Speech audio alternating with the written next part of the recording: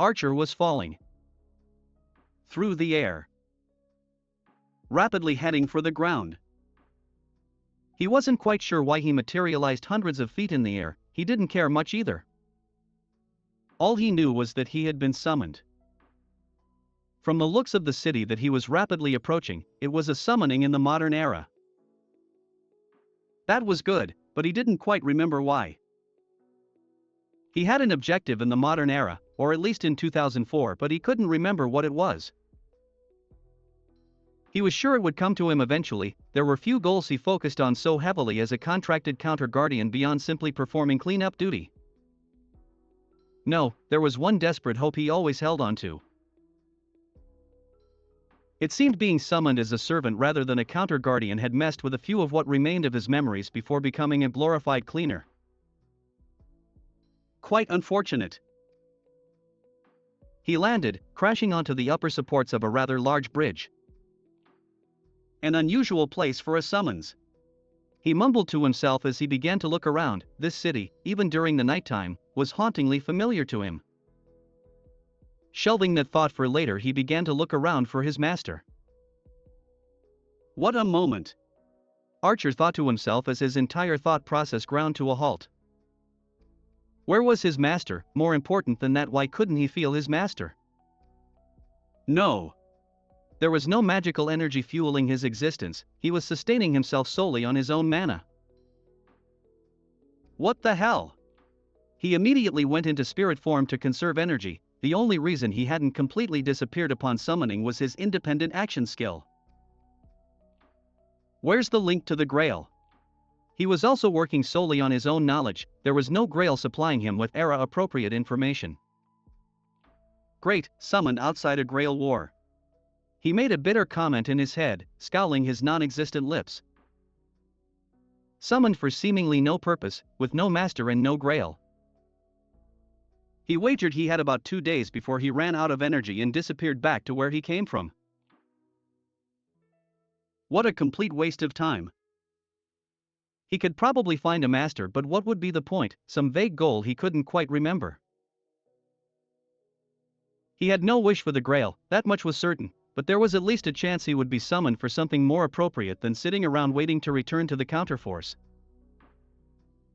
A pair of something zoomed past Archer. He turned his head to see what it was and almost did a double take. What the? The question was on the forefront of his mind and he reinforced his eyes to get a better look.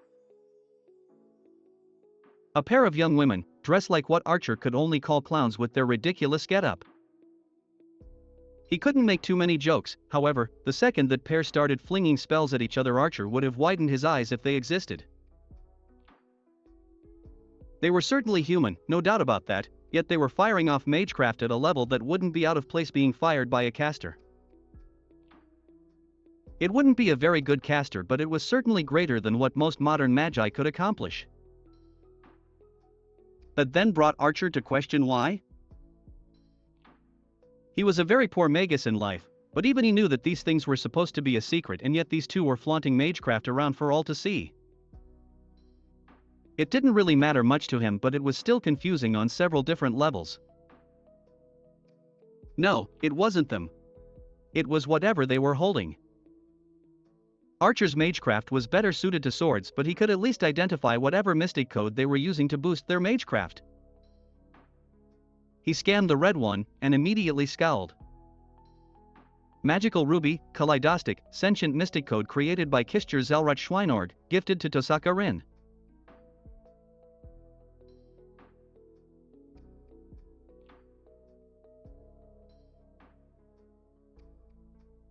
Why does her name sound familiar? Archer thought to himself before shaking it off. Zelrach, the Wizard Marshal. Even in his limited experience of magecraft and at some points during his career as a counter-guardian, the name had popped up. He supposed he should have guessed that Zelrach was responsible for this in some capacity. It could be no coincidence that he was summoned next to some of Zelrach's pupils. He looked back to see both the mystic codes abruptly change their users out of their outfits and back to their regular clothes. It seemed there was some form of disagreement going on. The pair then proceeded to fall. Archer sighed to himself, the pair would live. They were certainly competent magi at any stretch of the imagination, and he really didn't want to go around panicking magi that there was a counter-guardian currently running around. He was more focused on those mystic codes. They might provide some clue as to why he was even here. He watched them fly off and began to give pursuit. They were certainly fast, but he could at least keep up with them until they either came close enough to the ground for him to grab them, or if that failed, try to shoot them out of the sky. Whichever came first. He continued following the pair of codes for a few more minutes before he eventually got tired of the cat and mouse chase. He was preparing to deastralize and shoot them down before he saw the red one, Ruby, break off and make a beeline directly for a house. Archer saw this as his lucky chance and followed it, eventually coming across a rather mundane house. The stick darted in through an open window, shortly followed by the sound of something impacting flesh, then a groan of pain. Archer landed down in a tree next to the window and looked through, only to turn away the second he saw a young girl in a bath. "I'll just listen instead and wait for it to be alone or something." Breaking into the bathroom of a young girl was a particularly bad idea. More importantly, this house seemed to have a bounded field. It was an early warning detection one which Archer stood just on the edge of crossing. Alerting the Magi family inside would prove to be more of a hassle than it was worth. Reinforcing his ears, he listened in Magical Stick of Love and Justice. Magical Ruby-chan, a rather high-pitched and somewhat grating voice greeted Archer's ears. "Do you want to be a magical girl?" That sounds like the worst scam of a magical contract since being offered one by Alea. "What do you think?" the voice continued. "Become a magical voice and join forces with me and fight all that I deem evil." At this point, Archer was tempted to forego subtly and just grab the mystic code and leave before the girl could do something stupid like accept. "Sounds like you're thinking this is something fishy, aren't you?" "If she is, she's at least smarter than the younger EMIYA Shiro." "And no." "Yes." Another voice chimed in, another seemingly familiar voice, yet Archer couldn't quite place it. "How sad." The voice lost that fake cheer and was now replaced by exaggerated dejection. "Easy girls that dream of being magical girls just don't exist in this age, huh? Hey, anyway, could you please get off Onii-chan's face?" The way the girl said Onii-chan made Archer slightly stiffen, as if he expected something to suddenly attack him. He waved it off. "Oh? Is this dumb-looking guy your brother?" "Onii-chan isn't dumb." Archer continued to listen to whatever this conversation was for nearly a full minute. This was going nowhere. The girl was clearly seeing through whatever scam the mystic code was selling, and Archer was just waiting for it to leave so he could grab it. He didn't have anything else to do. If it turned out this had nothing to do with Zelrich, at least he wasted his time here rather than butchering people. At the point where they were talking about love, Archer was on the verge of just giving up. He didn't really think it was worth it anymore. At least until he heard the next few words. "I already said you're wrong.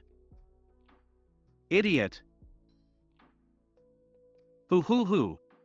That was much easier than I thought." The voice sounds again, a tone of treachery.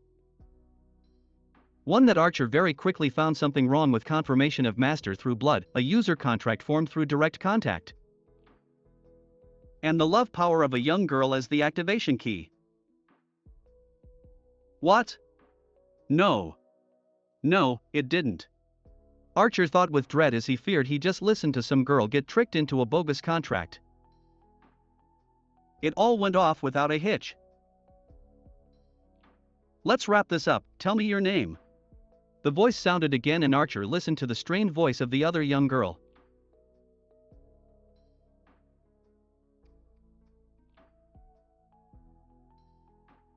"Aelia Aeliasfiel von Einsburn." Archer froze. A memory came flooding back to him. "You'd best hurry up and summon your soon Onii-chan or you're going to die." Shit. Archer remembered Iliasfiel von Einsburn, but if she were here then. EMIYA Shiro, a stupid, idealistic, pathetic boy. That was Archer's goal. He was here to kill that fool before he could curse the world with his stupid borrowed ideals. Onii-chan, she called the boy in there Onii-chan. Archer completely forgot about the kaleidostic or whatever the mystic code was called. EMIYA Shiro was in that house, but none of this made sense. He didn't remember much of his own Grail War, but he knew for a fact that he didn't live here, nor did EMIYA. This was wrong, very, very wrong, and it all came back to Zelrich. A parallel world. Archer would have cursed his luck before he thought of something else, even if the circumstances are different, if he's still that naive fool. He'll still have to die. Archer was prepared to enter the house and kill the fool before he turned and noticed EMIYA had left the house. He scowled. It seems the mystic code had turned her into a magic girl. Archer preferred to think of it as being scammed, especially if she were forced to dress in a frilly pink outfit.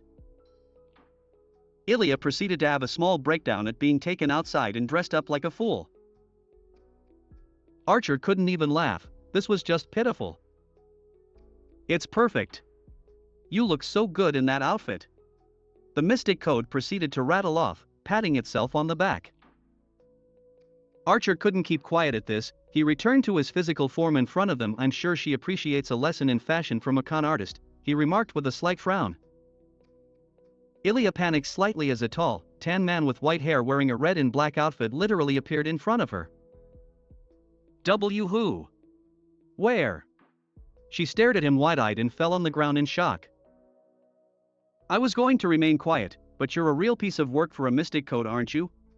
Archer didn't answer her and instead focused on Ruby. This feeling.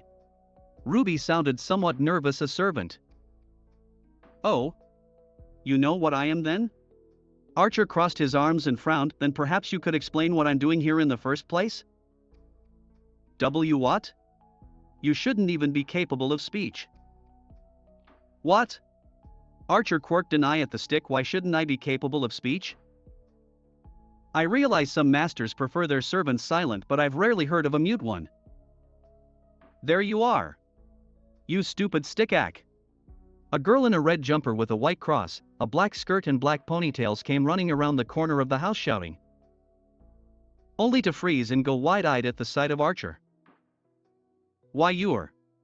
She remained frozen as Archer merely raised a singular eyebrow. Yes, we've established that I am in fact an Archer-class servant. Archer made a small gesture to his body. What I want to know is why you're surprised by me being able to speak. Archer. But we already have the class card. Rin exclaimed in disbelief. Class card? What are you even? Archer shook his head before focusing back on the mystic code. You didn't answer my earlier question of why I'm even here. Why would I know? The stick shrunk back slightly. EMIYA was still left horribly confused as to what was even happening. You were made by the wizard marshal and I find myself summoned outside of my usual circumstances as a servant with no master. Archer narrowed his eyes. You tell me? I don't know. I was only made by the Grand Master. I don't know what he does. Archer sighed before looking at Rin. She stiffened when his eyes fell on her. I suppose you don't know either? She shook her head. Archer released another sigh. Perfect. He shook his head in exasperation before furrowing his eyebrows and turning back to the stick. What was that nonsense you were saying about cards or something? Why should I tell you? The stick said, voice full of false bravado. Archer raised a single eyebrow, very slowly. Fine, I don't really care anyway. The least you can do is let that girl out of that sham of a contract though. Archer gestured to EMIYA, who jumped slightly as Archer pointed at her. Rin seemed to remember the original purpose of why she came here before rounding on the stick with a scowl, although her eyes kept darting to Archer. Yes, you stupid stick. Where do you get off dumping me in a river? Ah, Rin-san, I see you're still alive. The stick turned away from Archer, eager to escape the stare of the servant, and turned its attention to Rin. It doesn't matter. I've already selected EMIYA-chan as my new master. EMIYA's eyes widened and she held up her hands in a placating manner to the pair. It's not my fault. It was fraud. I was tricked. I know / I figured. Archer and Rin said at the same time. They stared at each other for a moment before turning their attention back to EMIYA. It doesn't matter, just hand the stick back. It's dumb but I still need it. She held her hand out to EMIYA, a small frown on her face. That's impossible. Ruby cried out, I've already overwritten your credentials as my master. Once the contract is made it can't be undone. Oh? Are you sure about that? Archer smirked slightly. When everyone turned their attention to him he held out his hand and projected a small jagged dagger. EMIYA's face paled and Rin went wide-eyed as Archer approached the young girl with a knife. You monster! You'd kill a young maiden! Ruby cried out. Archer scoffed, no, you idiot. I'll just separate your contract. Then you can find some other sap to scam into whatever scheme you're pulling. Don't do that. Ruby pleads, you'd send me back to that hag. It's better than dragging some little girl into this. Archer replied calmly as he approached her. EMIYA. Think damn you, really hard and point me at Archer. Ruby shouted. EMIYA in her mild terror did so. Archer stared at the kaleidostic pointed at him, his eyes widened as a beam of mana was shot out at him. It collided with him and knocked him on his back. There was a tense silence from everyone. Ruby realized what she just ordered EMIYA to do. EMIYA for actually shooting someone. Rin for watching a servant get floored. Archer was busy cursing his luck for not noticing such an obvious attack. Ow!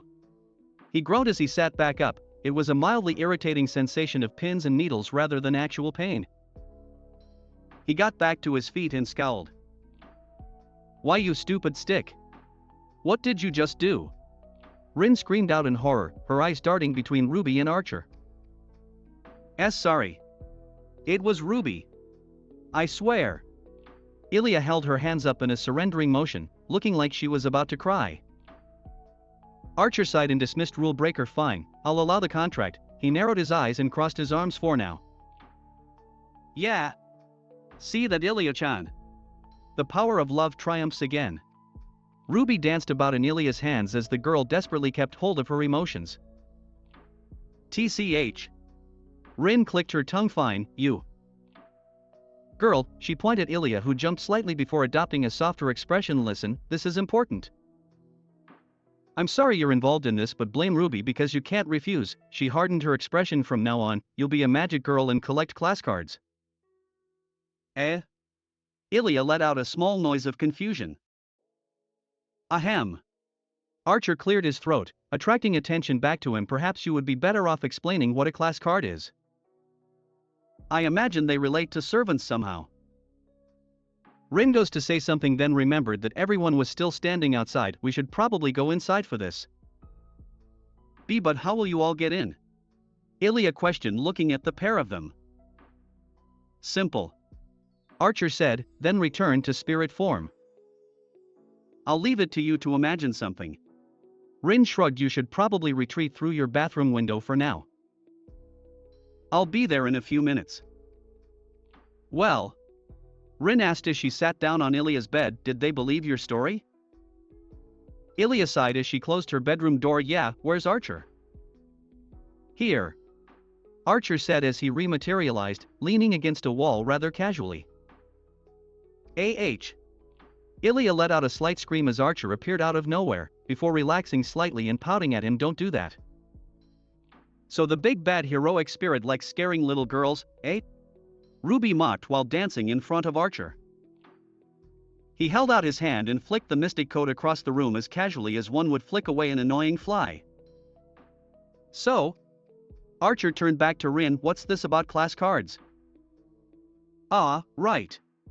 Rin nodded her head. I should probably explain. She turned to EMIYA. I'm Tosaka Rin. I'm a magus. Magus? EMIYA tilted her head in confusion. Rin smiled slightly. Well, you can think of yourself as a magician if you want. Magician? EMIYA began to imagine Rin in a magical girl outfit. She unfortunately made it very clear what she was thinking. Archer smirked and Rin's kind expression vanished in an instant.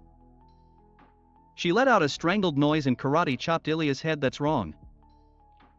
Ilya winced and rubbed her head while Rin crossed her arms and huffed. I'd rather you didn't imagine me in such an embarrassing outfit. She then adopted a look of smug superiority. I may not look it, but I'm a candidate for the clock tower chairmanship. But I was forced to dress up like that. Ilya looked slightly downcast. Don't worry, Ilya-chan. Ruby made a waving motion with her wing-like limbs. It really suited you. You're just a creep, aren't you? Archer raised an eyebrow. Humph. Ruby huffed and turned back to Archer. At least I didn't dress her up in spandex. She made a gesturing motion at Archer's outfit. He narrowed his eyes and Ruby instantly hid behind Ilya. Save me, Ilya-chan. He shook his head at the bizarre display. Is Archer-san a magus as well then? No/yes. Two voices answered at once. Rin turned to Archer wide-eyed. You're a magus? Rin asked in disbelief. I know enough magecraft that I could be summoned as a caster. Archer shrugged. But to answer your question, girl, I'm a servant rather than a magus sent by the clock tower. Servant? Ilya looked at him in confusion. Like a butler? Ruby let out a huff of amusement and Rin turned to the side to stop the smile on her face being seen. Archer deadpanned at the little girl. No. Archer turned back to Rin. So? Why has the clock tower seen fit to send you here? Rin turned her attention back to Ilya, taking glasses from seemingly out of nowhere and placing them on her face while putting a hand on her hip. Long story short. Myself and Ruby came to this city under orders from the clock tower to collect class cards. Class cards? Ilya asked, a puzzled expression on her face. Rin reached into a pocket and pulled something out like this. Archer stopped leaning against the wall and walked up to the card. Both he and Ilya stared at it in confusion. Ilya because she couldn't read the writing at the bottom and Archer for using his tracing on the card and promptly narrowed his eyes. What type of magus thought that messing around with heroic spirits was a good idea? Archer said with a scowl. Heroic spirits? Ilya turned back to Archer. Historical figures who after death become incorporated into the throne of heroes. They can be summoned from the throne as heroic spirits or more commonly referred to as servants. Serve. Ilya looked thoughtful for a second before her eyes widened and she pointed at Archer. You said you were a servant. So you were a hero? I'm no hero. Just some nameless spirit who got into the by chance. Archer turned away from her slightly puzzled face and back to Rin. So some magus decided to incorporate a portion of a heroic spirit's power into these cards. He pointed at it. And you've been sent to retrieve them before some fool lets loose a noble phantasm in the street or something? Rin looked slightly surprised for a moment before controlling herself. Yes. That's pretty much the gist of it. Before pausing slightly, how did you know it was a magus who made them? My magecraft allows me to read an object's history. Works better with swords, so I couldn't tell you who made it. Just what it is and which spirit it uses. Really? Rin raised her brows slightly. Which spirit does this card use then? Me. She stared at him, wide-eyed. That card uses my power as a heroic spirit, or at the very least a very degraded version of my abilities. Humph, Archer smirked at himself. A fake of a fake. Rin shook her head before turning back to Ilya. Like Archer says, these cards are dangerous. Which is why we were sent to collect them before they can do serious damage. Ilya furrowed her brows while thinking about something before her eyes widened in realization. So you're a secret agent bomb squad looking to defuse these magic bombs set out across the city. Archer smirked as Rin went downcast. That's a really novel way of putting it. And it's aggravating that it's technically true. She cleared her throat and composed herself. That would normally be a difficult task. Which is why I was given this. She lashed out and grabbed Ruby as she floated around the room. Stupid stick, to help me. Ruby flailed about in Rin's grasp while shouting, how rude. Calling a mystic code of the highest class a stupid stick. This is why I ditched you. She broke free of Rin's grasp. We have the right to choose our own masters. You are aware of what would happen if Rin was more like the more common magi in the clock tower, aren't you? Archer quizzed with a raised eyebrow. Ruby remained tellingly silent. Regardless, Rin shook her head. Until I can change this dumb stick's mind, you'll be helping me collect the class cards. She flashed a small smile. Make sure you're prepared. Honestly. Archer sighed, making a little girl do all this work. Why don't you make a contract with me and help her then? Rin asked. You seem awfully convinced I'm even wanting to stay around to help? Oh. Dresses in red, scares people, nasty attitude. Ruby began listing things off before dramatically gasping. Don't tell me. You're actually Satan. I'm not. Archer made to shout but stopped himself at the last moment. Fine. I'll make a contract with the girl. I'm certainly not leaving her alone with you. Eh? Rin looked surprised, but she's not even a magus. No, but the amount of mana that little mystic code grants her far surpasses you. Archer shrugged. She's just a better battery. Battery? Ruby exclaimed. You would treat a young maiden like EMIYA-chan as a battery? You really are Satan. Archer scowled at the mystic code before turning his attention to EMIYA. Considering you've already been dragged into this mess by this foolish piece of magical trash dash. Shut up, Satan. I still wouldn't be much of a heroic spirit if I left you alone with such an arduous task. Archer extended his hand to her. Therefore, servant Archer. I have been called upon by a summoning not your own, yet I ask of you.